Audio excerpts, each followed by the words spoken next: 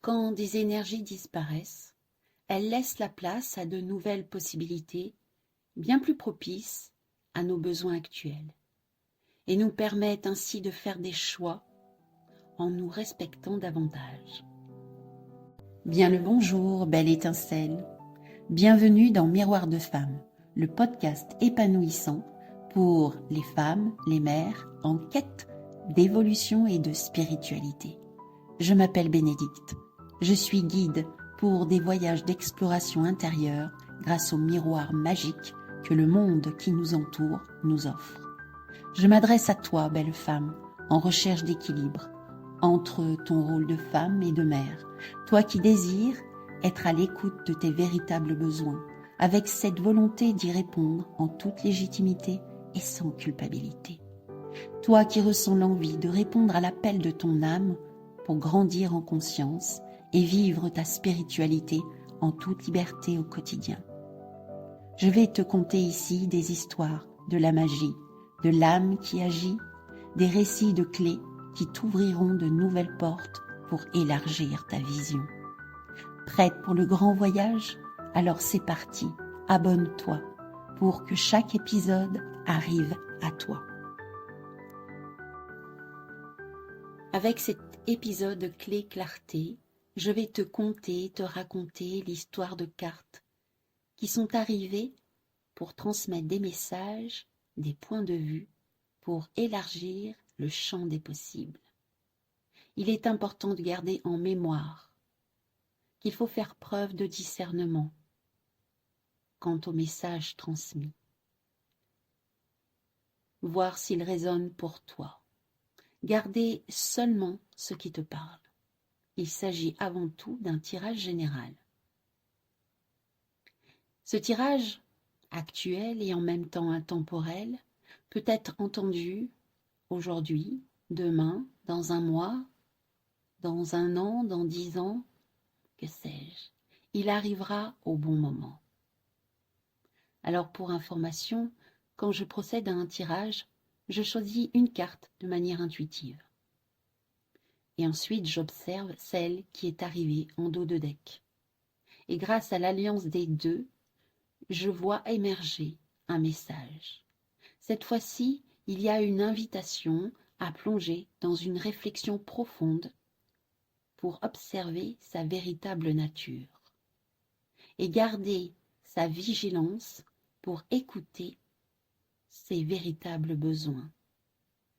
Voir ses émotions comme des indicateurs, se laisser traverser pour permettre une belle construction pour un avenir serein et harmonieux. La carte que j'ai choisie de manière intuitive est le 4 de force du tarot akashique. On peut y percevoir un chêne, un arbre d'un grand âge qui abrite devant lui un tapis de fleurs de couleur rose pastel. Ces fleurs apparaissent au premier plan. Juste derrière, au pied du chêne, d'autres fleurs beaucoup moins nombreuses, d'un rose fuchsia plutôt vif. Les branches du chêne s'étendent vers une prairie verdoyante où se trouve tout au bout une demeure cossue. Et juste derrière, un petit peu plus loin, il y a un bois qui est plutôt étoffé. Le soleil baigne de sa lumière le paysage, qui semble serein et qui donne une sensation de paisibilité à la scène. Les rayons du soleil éclairent de part et d'autre le tronc de ce bel arbre, laissant apparaître une ombre où on peut avoir l'impression de percevoir un esprit de la nature. Celui-ci s'adresse aux multiples fleurs et donne l'impression de transmettre un message important. Il y a comme une sorte de mise en garde. Les fleurs dressées vers la hauteur donnent une sensation de verticalité. Pourtant, quelques-unes, en premier plan, se penchent les unes vers les autres, donnant l'impression de partager leur point de vue sur l'annonce qui vient d'être faite de cet être qui émane de l'arbre. Les fleurs sont en alerte, la vigilance est réveillée. La nature se prépare, alors que dans la maison, les habitants laissent à penser qu'ils dorment encore du fait des volets clos. Que se passe-t-il en réalité? Le cadre autour de l'image peut donner une indication supplémentaire. C'est un cadre bleu qui laisse à penser par sa couleur qu'il y a une histoire d'émotion. Peut-être sommes-nous avertis d'un nettoyage émotionnel qui est en train de se produire ou qu'il va se produire. D'autre part, au-dessus de l'image se trouve le numéro 4, qui donne des informations supplémentaires sur le message qui a besoin d'être entendu. Le 4 est le nombre symbolique de la stabilité, de la structure et de la fondation. Il représente aussi l'ordre, le travail acharné et la responsabilité. Le 4, c'est également associé à la construction, à la solidité, et fait référence à la rigueur et à la détermination. Alors, au regard de l'ensemble de tous ces éléments, entre le descriptif, mes perceptions, ce qui attire aussi mon œil et mon attention, qui sont la verticalité, la nature, le discours, la vigilance, les émotions, la construction, la lumière, la stabilité, l'écoute et le réveil. Voici le message qu'il en ressort. Il y a la nécessité de garder sa vigilance pour être à l'écoute de sa véritable nature, en revenant dans sa verticalité. C'est un travail en lien avec les émotions qui permettent de construire une structure stable en soi. Il est de notre responsabilité, de notre rigueur et de notre détermination si nous voulons voir fleurir un avenir serein et harmonieux. Voici le conseil que nous sommes invités à suivre. Avec la carte 4 de force, le printemps. Arrive aussi en dos de deck la reine de rose en position inversée. Cette carte nous rappelle qu'il est aussi important de s'accorder de la douceur et de la compassion. Quand on regarde cette carte, on peut observer une reine debout devant son trône, en train de sentir une rose. Telle cette magnifique reine en posture droite qui prend le temps de profiter du parfum des roses qui l'entourent avant de s'asseoir sur son trône, cette carte nous invite à nous accorder des temps de pause malgré nos responsabilités. L'inversion de cette carte est là pour nous rappeler aussi de garder notre vigilance, à nous respecter, à nous écouter, à être gardiens, gardiennes de notre souveraineté. Cette reine se tient droite. Elle rappelle la verticalité des fleurs de la carte du printemps. La verticalité, c'est être ici et maintenant, relié entre ciel et terre, en connexion avec nos véritables besoins de l'instant. Pour compléter et renforcer le message perçu, j'aime aussi lire le descriptif qui se rapporte aux cartes dans le livret qui accompagne le tarot akashique. Pour la carte 4 de force, le printemps, voici un aperçu de ce qui est transmis. Nous nous trouvons dans une période de plantation et de préparation. C'est une période de construction, elle est proactive. Elle permet de préparer les prochaines récoltes. Cela demande des efforts pour préparer son avenir. C'est le temps d'organiser, d'élaborer des projets créatifs qui demandent, bien entendu, des efforts. Nous sommes aussi invités à nous y engager avec joie et optimisme, ce qui entraînera de belles récompenses. C'est ainsi que nous pouvons semer cette énergie de la récompense dans les annales akashiques.